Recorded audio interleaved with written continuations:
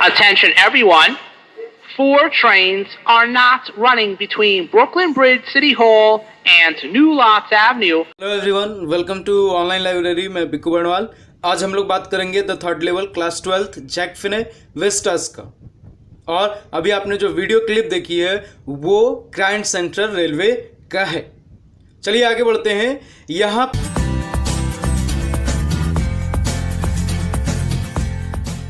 पे जो नैरेटर है चार्ली, वो ये कहता है कि New York president and Hartford railroad अगर ये कहे कि वहाँ पे सिर्फ 2 लेबल है तो नैरेटर कभी नहीं मानेगा ये बात। ऐसा क्यों कहता है? क्योंकि वो कई बार थर्ड लेवल पर जा चुका है।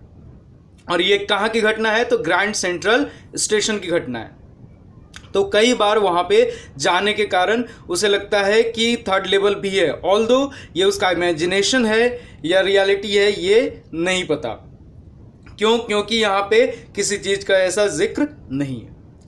तो आगे यहाँ पे कैरेक्टर के बारे में हम लोग थोड़ा जान लेते हैं, कौन कौन से कैरेक्टर हैं। तो कैरेक्टर में चार्ली जो प्रोटोगोनिस्ट या नैरेटर कह सकते हैं, 31 ईयर्स ओल्ड बॉय है, मैन है। और Louisa his wife, Sam psychiatrist friend. जो सैम है वो उसका साइकाइट्रिस्ट फ्रेंड रहता है, जिससे बाद में उसे एक नोट मिलता है स्टैम्प के साथ, पूरा का पूरा लिखा हुआ लेटर। ऑल्दो आगे बढ़ते हैं। यहाँ पे ग्रैंड सेंट्रल रेलवे का कुछ बताया गया है कि क्यों थर्ड लेवल पे पहुंचता है। यहाँ पे क्वेश्चन है कि क्यों थर्ड लेवल, ठीक है, वाई थर्ड लेवल। तो इंटरेस्टिंग बात यह है कि उसका जो साइकाइट्रिस्ट फ्रेंड है वो ये बताता है कि जो पूरा मॉडर्न वर्ल्ड है वो किन चीज़ों से भरा हुआ है। Insecurity, fear, war, worry and all. मतलब insecurity, fear, war and worry and all, इन सभी चीज़ों से भरा पड़ा है। इसलिए इमेजिनेशन के साथ जो नैरेटर है चार्ली, वो कहाँ पहुँच जाता है? तो ग्रैंड सेंट्रल स्टेशन में थर्ड लेवल पे।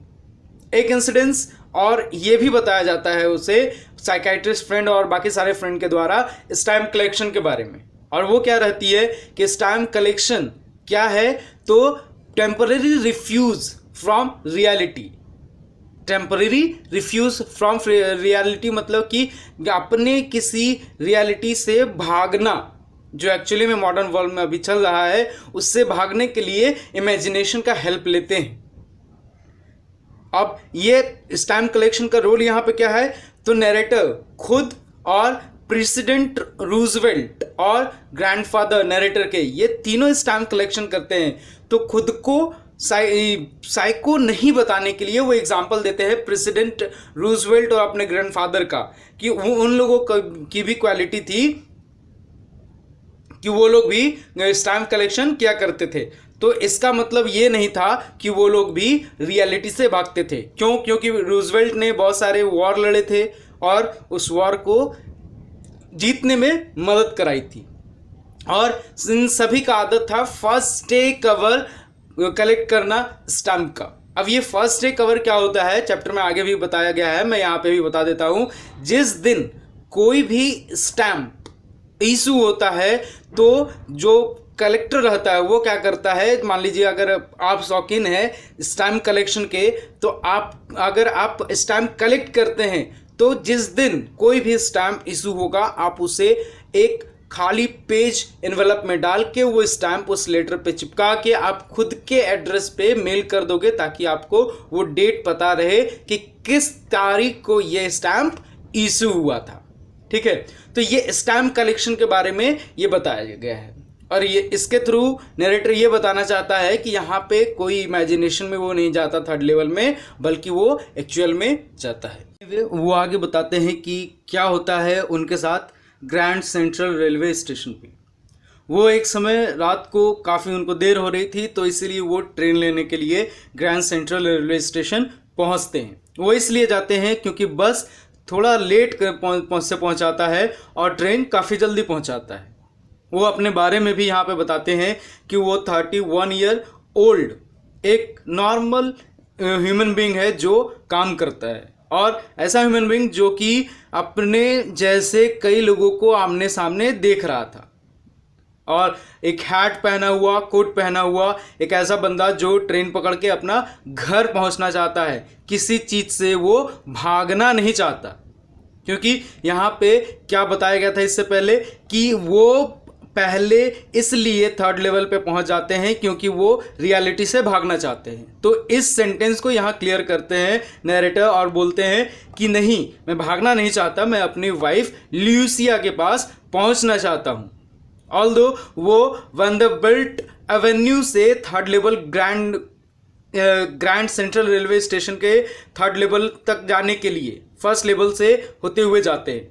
तो ये एवेन्यू है जहाँ से वो चलना स्टार्ट करते हैं और फर्स्ट लेवल पे पहुँचते हैं, जहाँ पे बताया जाता है कि अभी 20th सेंचुरी में ट्रेनें ली जाती है। उसके बाद फिर वो सेकेंड लेवल पे जाते हैं जहाँ पे सब अर्बन ट्रेन्स चलती है। मतलब कि उनको अभी सब अर्बन एरिया में जाना है, इसलिए वो सेकेंड लेवल पे जाते हैं।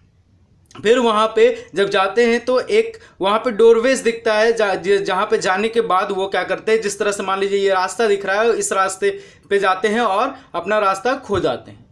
अब इंटरेस्टिंग बात ये है कि ये ऐसा पहली बार नहीं हुआ है जो इस रात की घटना को जब वो बता रहे होते हैं कि वो रास्ता खो जाते हैं।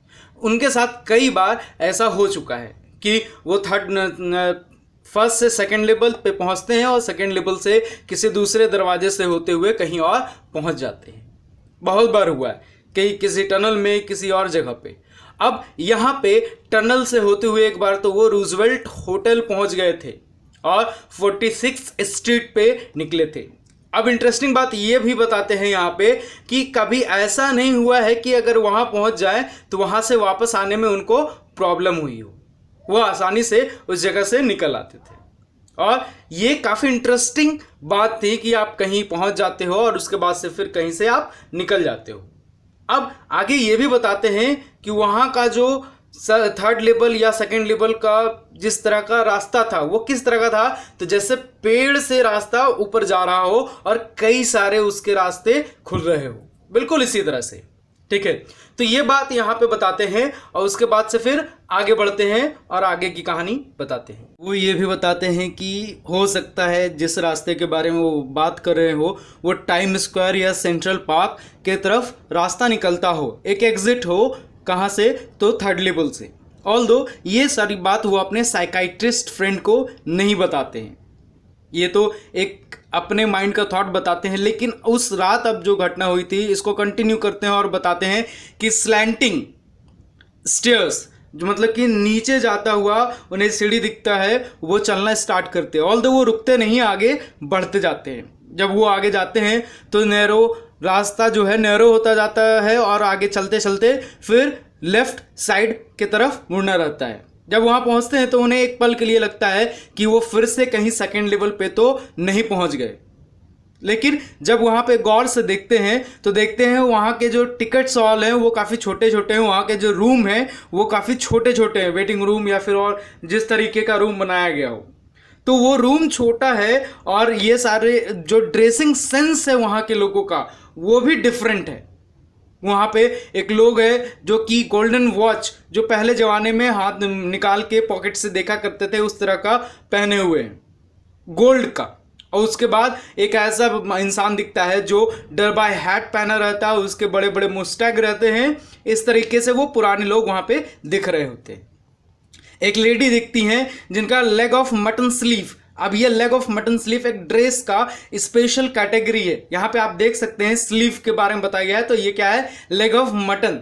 जिस तरह से लेग मटन का लेग रहता है तो उसी तरह से यहाँ पे बताया गया है कि इस तरीके का ड्रेसिंग सेंस उन लोगों का था। अब यहाँ पे वो थोड़ा कंफ्यूज होते हैं कि क्या वाकई वो किसी और दुनिया में पहुँच गए। तो डेट और बाकी सारी चीज़ें कंफर्म करने के लिए वो क्या करते हैं, एक ही नियम है डेट कंफर्म करने का। अगर आप किसी भी जगह पे हो तो न्यूज़पेपर जो एक लड़का छोटा सा बच्चा बेच रहा होता है, उस न्यूज़पेपर को देखने के लिए वो जाते हैं। And the name of the newspaper was the world. और जब जिस वक्त जैक फिने इस स्टोरी को लिखते हैं उसके अकॉर्डिंग, उस टाइम के अकॉर्डिंग द वर्ल्ड छपना बंद हो गया था, प्रिंट होना बंद हो गया था। और उस वक्त प्रेसिडेंट कौन थे? तो प्रेसिडेंट क्लीवलैंड, ठीक है, प्रेसिडेंट क्लीवलैंड उस वक्त के प्रेसिडेंट थे। और यहां पे ईयर क्या बताया गया है, तो जून 11 1894। यहां पे जून 11 1894 का डेट दिया गया था द वर्ल्ड न्यूज़पेपर में। अब इंटरेस्टिंग बात यह है कि वो तकरीबन 70 से 80 साल पीछे जा चुके थे। अब यहां पे जो वर्ल्ड वॉर होता है, वो वर्ल्ड वॉर किस समय होता है, तो 1914 में पहला वर्ल्ड वॉर हुआ था। इसका मतलब कि अभी भी तकरीबन 20 से 30 साल बचा हुआ है पहला वर्ल्ड वॉर होने में, और दूसरा वर्ल्ड वॉर होने में तकरीबन 40 साल। तो इसका मतलब कि वो हिस्ट्री भी पढ़े और वर्ल्ड वॉर भी पढ़े, लेकिन फिर भी वो काफी पीछे जा चुके हैं। इसलिए अब वो ये सोचते हैं कि गेल्सबर्ग जो प्लेस है वहां के लिए वो टिकट ले। गेल्सबर्ग इलिनॉइस, 2 टिकट लेंगे। 2 टिकट किसके लिए, तो एक चार्ली खुद के लिए और दूसरा वो अपने वाइफ ल्यूसा के लिए। वो किस लिए लेना चाहते हैं, क्योंकि गेल्सबर्ग का जो हाउस सिस्टम था, रहने का ढंग था, वो काफी अलग था। वहां पे बहुत अच्छा सा गार्डन, बड़े से पेड़ और घर काफी व्यवस्थित ढंग से, बहुत मेस्मराइज करते थे लोगों को अगर वहां पे जाके देखे तो ये इंटरेस्टिंग बात उनको लग रही थी कि अब चलो जब इस वर्ल्ड में आ चुके हैं तो पहले वो अपने घर जाएंगे, फिर ल्यूसा को साथ लाएंगे 2 टिकट के साथ, और वो घूमने जा सकते हैं आसानी से। And this is the imagination by which Charlie was going through. Interesting बात यहां पे अब ये होती है कि वो जब टिकट खरीदने जाते हैं तो वो अपना जब पैसा देते हैं तो उनके पास जो करंट करेंसी रहती है वो देते हैं पुराने ओल्ड टिकट काउंटर पे। अब यहाँ पे समय कौन सा है, तो 1894 का समय है, और उस वक्त ये पुरानी करेंसी चल रही है। और जब ये देते हैं उस वक्त पैसे, तो कौन सी करेंसी चल रही होती है, तो इस वक्त नई करेंसी चल रही होती है। जैसे यहाँ पे आप देख सकते हैं $10 का एग्जाम्पल दिया हुआ है, ये न्यू करेंसी है और ये ओल्ड करेंसी है। अब जो टिकट काउंटर पे बैठा है वो, उसे क्या लगता है कि ये मुझे क्या करना चाहता है, कि लूटना चाहता है, या फेक करेंसी देकर टिकट खरीदना चाहता है गेल्सबर्ग को। तो उसे क्या कहता है, किसे, चार्ली को, कि आप मुझे जो करेंसी अभी चल रही है 1894 में वो करेंसी दे, तभी आपको मैं टिकट दूंगा। एक्चुअली में ये होना भी चाहिए, क्योंकि अगर 1894 में दूसरी करेंसी चल रही है और 1980s और 90s में दूसरी करेंसी चल रही है, तो फ्यूचर की करेंसी पास्ट में वो नहीं चल सकती है, आप उससे कुछ नहीं खरीद सकते। ऑल्दो तो प्लानिंग करते हैं चार्ली, क्या प्लानिंग करता है कि वो जो पुरानी करेंसी है उसे अपने प्रेजेंट वर्ल्ड में जाकर खरीदेगा पहले, उसके बाद आकर टिकट खरीदेगा। जब वो वापस आता है वो अपने प्रेजेंट वर्ल्ड में, इमेजिनेशन से निकल के, थर्ड लेवल से निकल के, थर्ड ग्रैंड स्टेशन के थर्ड लेवल से निकल के, तो $300 को वो एक्सचेंज करता है और पुराने करेंसी को पाता है। और ये बात जब उसके फ्रेंड को पता चलती है तो वो उसके लिए काफ़ी वरीड होता है। क्यों? क्योंकि इस तरह का कोई लेवल है ही नहीं उसके फ्रेंड के अकॉर्डिंग, तो वो पुरानी करेंसी को एक्सचेंज करके क्या करेगा। ऑल्दो यहाँ पे पॉसिबिलिटीज रहती है कि आप अगर प्रेजेंट करेंसी को जाके एक्सचेंज करते हैं तो ओल्ड करेंसीज जो रहती है वो बैंक से, या फिर जो पुराने ट्रेजर वाले जहाँ पे है, जहाँ पे एक कॉइन और मनी एक्सचेंज होते हैं, वहाँ पे आप पा सकते हैं। ऑल्दो नरेटर को, चार्ली को, जो प्रोटैगनिस्ट है इस स्टोरी का, ये लगता है कि चलो कोई नहीं, यहाँ पे अगर इतने कम पैसे भी मिल रहे हैं तो भी एक्स का एग्जाम्पल देता है कि काफ़ी सस्ता मिलता है और बहुत सारी चीज़ें सस्ती मिलती है, तो ये उनके लिए कोई प्रॉब्लम नहीं करेगा। लेकिन फिर भी जब दोबारा वो उस लेवल पे जाना चाहते हैं तो कभी भी वापस उस लेवल पे, उस टिकट काउंटर पे कभी जा नहीं पाते हैं। इंटरेस्टिंग बात यह है कि वो दोबारा कभी भी नहीं जा सकते हैं। उनकी वाइफ ल्यूसा भी परेशान रहती है इस बात को लेकर, और खुद चार्ली भी। दो अब चार्ली के पास प्रूफ रहता है कि वो अब बता सकता है सैम को कि थर्ड लेवल एग्जिस्ट करता है। लेकिन वो चार्ली जो रहता है अपने फ्रेंड सैम को ये सारी बातें कैसे बताएगा, क्योंकि उसका जो फ्रेंड सैम विनर है वो कहीं खो गया है, वो काफ़ी दिनों से मिल नहीं रहा है। ऑल्दो गिल्सबर्ग जो है वहाँ पे उसने चार्ली के ग्रैंडफादर रहा करते थे। तो यहाँ पे इंटरेस्टिंग बात अब ये समझ में आती है कि किस तरीके से उसे ये ओल्ड जो लेटर है वो मिलता है, पोस्ट कार्ड है वो मिलता है, और किस तरीके से सैम की जानकारी होती है कि वो कहाँ है। सैम एक विलेज बॉय था जो कि गांव में रहा करता था और उसे गिल्सबर्ग के बारे में सारी बातें बताया करते थे चार्ली। उसे काफ़ी अच्छा फील होता था सैम को ये सारी बातें गिल्सबर्ग के बारे में सुनकर। ऑल्दो कुछ दिन बीत जाते हैं और वो चार्ली अपना स्टैम्प कलेक्शन देखने के लिए जाता है। अब इंटरेस्टिंग बात वहाँ पे ये होती है कि एक उसे पोस्ट कार्ड मिलता है जो उसके ग्रैंडफादर के एड्रेस पे फर्स्ट डे कवर के तौर पे मेल किया गया होता है। फर्स्ट डे कवर जैसा कि मैंने आपको बताया कि जिस दिन इशू होता है कोई पोस्ट कार्ड का स्टैम्प, ठीक उसी दिन उसे खुद के मेल पे किया जाता है। लेकिन वो उस इन्वेलप में जो पेज रहता है, मैंने क्या बताया था कि वो ब्लैंक रहता है। लेकिन इस बार ये जो इन्वेलप के अंदर पोस्ट कार्ड था वो ब्लैंक नहीं था, कुछ लिखी हुई बातें वहां पे थी। और वो कौन सी बात लिखी हुई थी और किसके द्वारा लिखी हुई थी। अभी इंटरेस्टिंग बात यह है कि सैम जो कि अभी प्रेजेंट में इसका फ्रेंड था, वो उसके ग्रैंडफादर के एड्रेस पे ये पोस्ट कार्ड मेल करता है।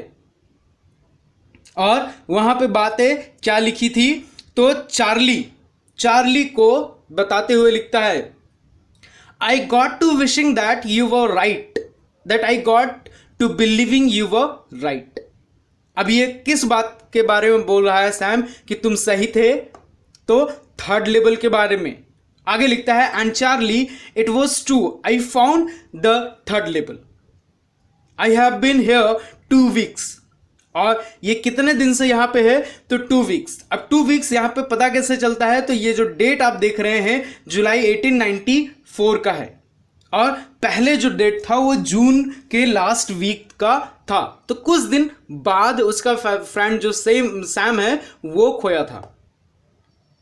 ठीक है, तो इसका मतलब जुलाई 18 को अगर हम 2 हफ्ते पहले ये पीछे जाए तो 4 जुलाई होगा। 14 दिन का 2 वीक होता है। ठीक है, और जून की ये घटना थी, सारी बात सैम को पता था, तो वो भी वहां पहुंच गया।